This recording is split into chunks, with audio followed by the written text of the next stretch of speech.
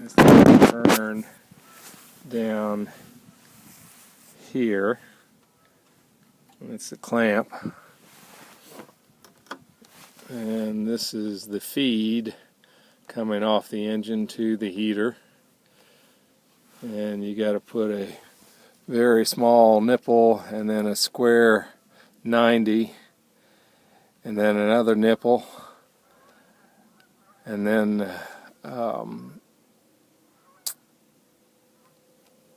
this valve. And so if you don't want it in the summertime or you want to shut it off because you got a leak, you can shut that valve off. You pull this back and there it's off. And back on.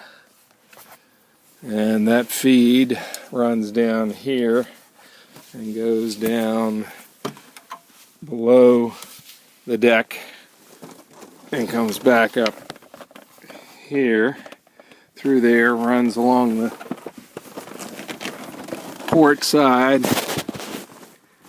and is clipped down.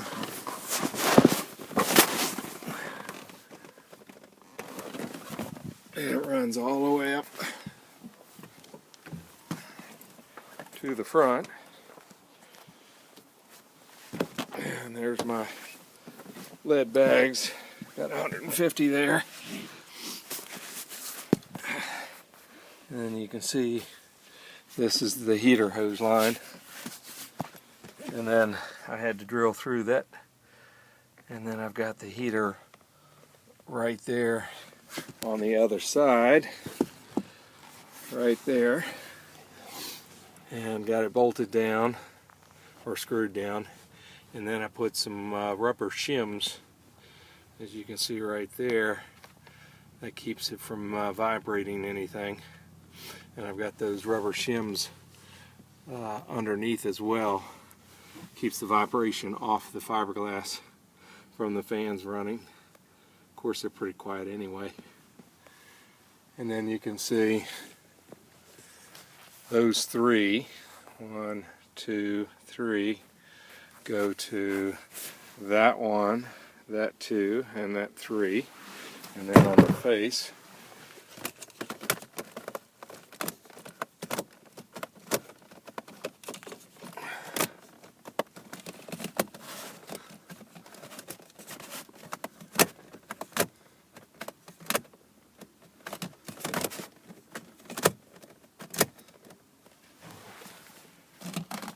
and there you go.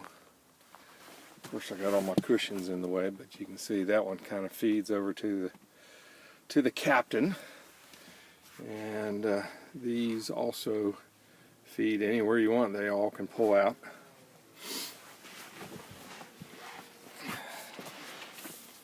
And then up here you have the controls, and you have the 2 switches for the fans. And I put the Heatercraft switches in because they have your low, medium, and high and off, so it's 4-way switch. And the ones tied into the Malibu are only either high and low or high and medium, depending on which 2 settings you want. So I chose to actually install the Heatercraft switches. The switch in between is the switch for the circulation pump, and that circulation pump is located right behind there. I put that to protect it. It's just made out of king board, that plastic wood, if you will. But anyway, so you have the lines running up to this heater core, the feed, and then the return comes back. There's 3 lines here. One is for the bow ballast, and the other 2 non-shiny are the heater core tubes.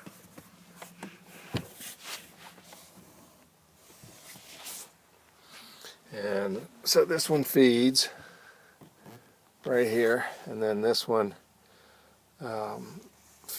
comes back out of the core up in the front underneath the observer seat and runs along here behind these pumps, which are for my extra ballast. And then it goes over to this heater core, which is underneath the starboard rear seat at the corner. And if I pan back a little bit, you can see this is the back where the engine is, and then the heater. And all of those are also, it's a 3, 1, 2, 3, and 2 of them feed out into the cabin right here.